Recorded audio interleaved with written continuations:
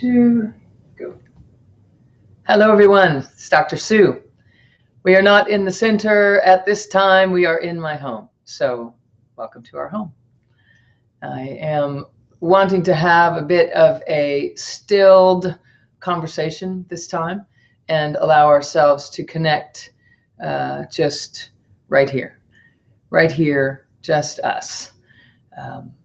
I've been in an amazing adventure lately, and something that I always knew in childhood that I would be doing in the back of my mind in some way.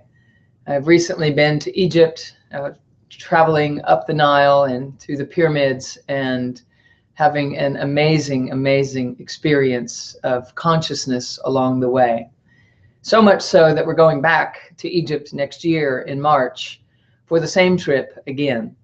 And we're also going to add another leg onto it, going to Petra and Jordan, going into Israel, into the Holy Lands. So an amazing experience, because the energies that are held in the temples and in the sacred space are foundational and fundamentally transformative.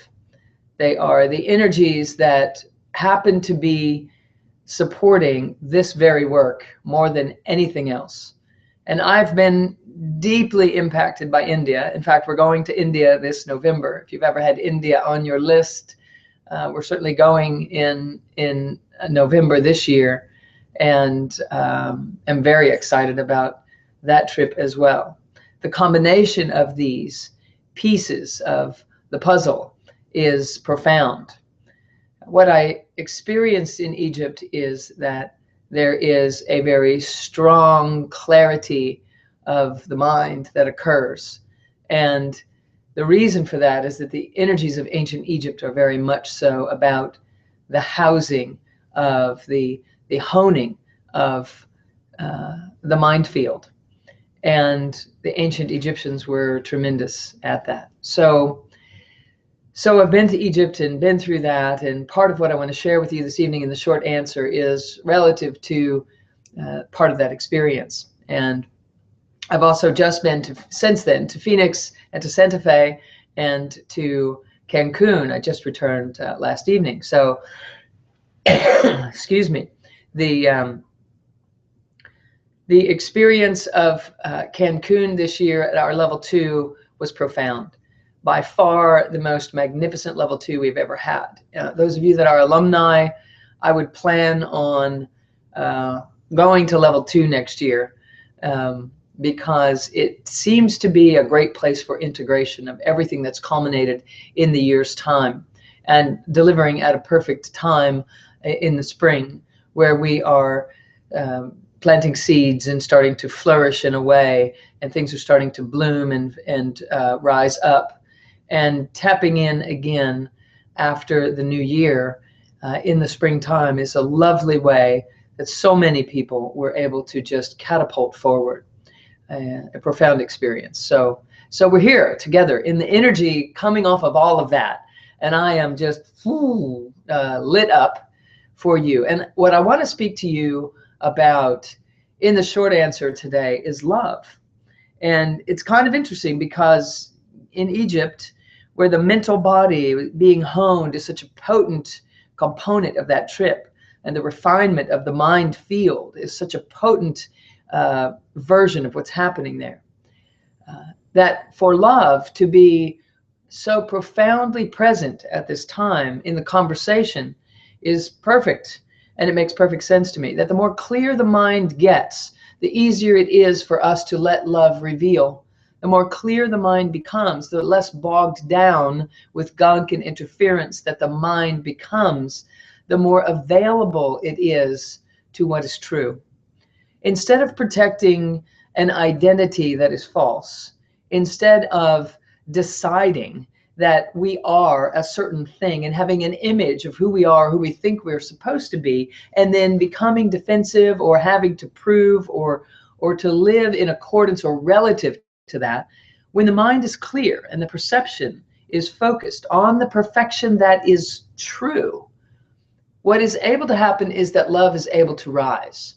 You may have seen me do this before, but I want a little bit different version of it in our short conversation and the short answer.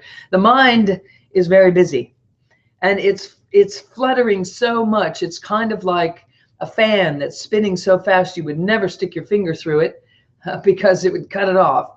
The fan has to slow down, okay? Because this is what's happening.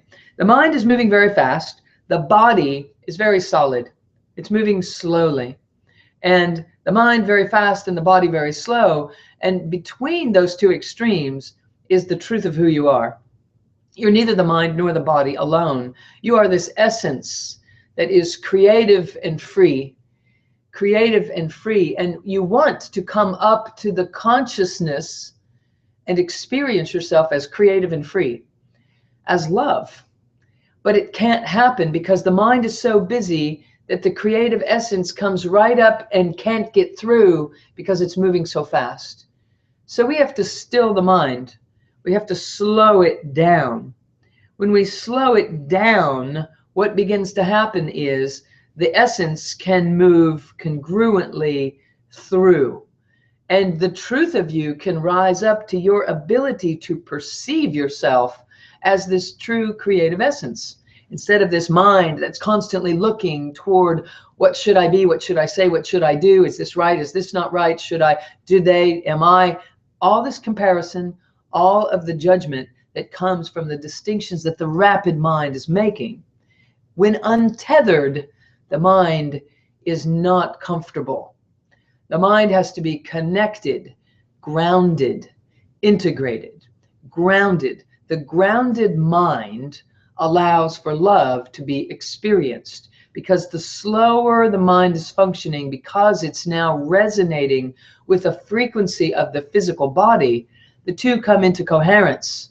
When that happens, the essence can join the two. The essence, the spirit being, can be present in the mind, present in the body, and aware of itself. Now, this is a very good state.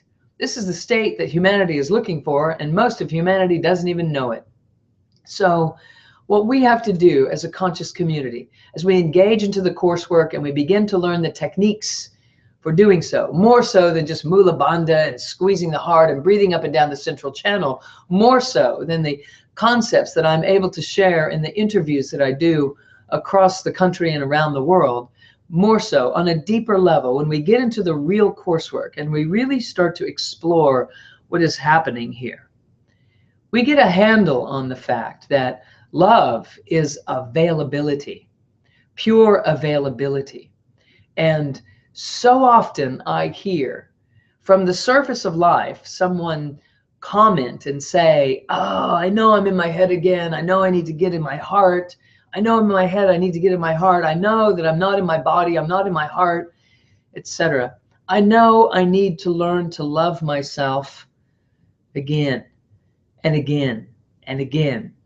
And if learning to love ourselves was the answer, and that was all that was required, we probably would never have said that more than once. We probably wouldn't have heard it, probably from our same friends, more than once. But there's a reason for that. There's a reason that it's not stabilizing. And the reason that it's not stabilizing is twofold. We're outside of the body when we're trying to say that. So we're living in a dualistic world. And we're not tethered in the core in a unified way. And the second piece of this is, not only that we're not in our body, but in addition to that, we are in this dualistic world. I am trying to learn to love myself. There's I that is trying to learn to love myself. There's an I and there's a myself. There's two of me. And when there is two of me, I'm stuck in between this dualistic world, trying to get these two to relate to each other. That job will never be finished, because it by design is going to keep itself from ever happening. Here's the deal. The truth of you is this: you are made of love. You're made of it. So it's like you're trying to go find yourself, and you are what you're looking for. So when I am trying to learn to love myself, I'm creating duality. I'm creating two. And in the effort of trying to learn to love myself, what I'm really seeking is an at-home sensation. I'm seeking to be at home. I'm seeking to be feeling unified. That's what we're really looking for. When we seek love, we're seeking the feeling of being whole. That's what we're really seeking.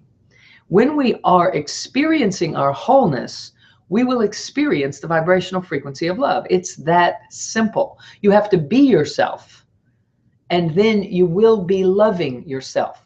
Except that when you are being the self, and that's it, there's only one of you. So there is one of you now experiencing the vibration of love. That's what we're after. So it isn't about learning to love myself. It's about dropping in and just being who I am, being in the moment, being present, being honest, being sincere, living out loud, letting myself awaken to my true essence. So some simple steps to be myself, some ways to go from circuitry that is built in this way of learning to love myself to circuitry that is myself. When the two become one, I'm set up to build some neurocircuitry in some different patterns. Now, what I teach in the coursework is how to do that. I want to leave you with a couple of ideas today that will allow you to begin the process. One is this: Mula Bandha, squeeze your heart and breathe up and down the central channel. It brings you home. It brings you into the body. When you're out of the body, there's a dispersed version of you, which is the false self, which is the ego self, which is the protective or high-performing personality, and there's the real you. And of course, I'm currently writing a book on this, and of course, I'm currently teaching this rapidly every week. But in this moment, all you need to know to begin with is that you need to come home. You need to drop into yourself and release the image of what you think you're supposed to be being. Dare to just be you. Drop in. Take a deep belly breath and allow yourself to consider, what would I be doing right now if I didn't know there was anything I was supposed to be doing? On the inside. Now, obviously, on the outer world, we have to engage in order to do the things that it requires to keep a roof over our head and to engage in society and make a difference in the world, etc. But on the inside, what would you be thinking if there wasn't any pressure, if there wasn't any parameter, if there wasn't any plan, if there wasn't any idea that there's someone you should be being or something you should be by now? There would be a release, a relaxation, a sense of presence, a sense of freedom, a sense of possibility, awake and well and alive in you. That's what would be happening. And what would happen after that is this mind would slow down a little bit. And as it would slow down, this essence would start to rise. And as that occurs, we begin to sense and feel a way of being that is different than how we were before. Another thing I want to suggest to you is something that just came up in Cancun. It was delightful. And it was to begin to say out loud the thoughts that you're thinking. And the next thought that you might have is, oh my gosh, if I did that, it would all be over. There's no way I could say out loud the thoughts that I think. And I want to ask you, if you want to love yourself, why would you think thoughts that if you said them out loud, it would crash your world? Because if it would crash your outer world, I assure you, it is crashing your inner world. It's making you less effective. It's making you less organized. It's making you feel like you're not loved. It's making you feel like you need to do things to prove or to validate or secure the love for your life. And all of that is happening because of how you're running the mind. So if you're not willing to say your thoughts out loud, stop thinking them. If you're not willing to crash your outer world, stop crashing your inner world. So let's take this on as a project until we see each other again, okay? We're going to live out loud with our thoughts. I'm going to laugh out loud about how quickly I can just hear it from here. Your thoughts changing so rapidly, it feels like bricks are falling to the floor because you're not going to say out loud the things you're used to thinking. And when that happens, you're going to stop thinking them because I hope that it will illustrate and demonstrate to you how much you're crashing your own energetic egg. You're cracking it, you're crashing it. The energy that you try to build up and raise your vibrational frequency through the foods that you eat and the exercise that you do and the things that you read and the things that you listen to and the intentions that you write and the exercise and the yoga that you show up to, all of that is tumbling out right behind your efforts, behind you, because of the thoughts that you habitually run through your mind. We aren't aware of them, so say them out loud. You'll become aware of them. It's magical in what it will do. It will heal you. It will heal you. Any mumble that you do, mumble it aloud. Any thought that you think, say it, articulate it. You'll start to hear how ridiculous it is that you are sabotaging yourself and engaging yourself in what I call the backside of the model. It's a simple little practice. But since we're starting to be ourselves, we're going to have to see who we've been perceiving ourselves to be. By being yourself out loud, you can course correct. You can then start to sense and feel the variety of dispositions that need to just drop and be still, and find yourself rewriting them into statements of affirmation that feel like they are truly making a difference in the world, that feel like they can truly raise your vibration and sustain it there. You deserve that. It's what you're meant to be. You came here to this earth, to the physical dimension, to experience yourself as creator. What are you creating? Let it be love. As the self, it will happen automatically. Get to know the saboteur, and the saboteur settles into love. Life is in your favor. Let it be easy. So I look forward to continuing this conversation a little further, a lot deeper in the masterclass coming right up. If you look on your page, there's a place to click. If you're not a gold member and you're not receiving access to the masterclass, make it happen. It's a way to delve in to what matters most in life, right in the comfort of your own home. I'm in the comfort of my own home. Let's chat. I'll see you in just a few moments. Namaste.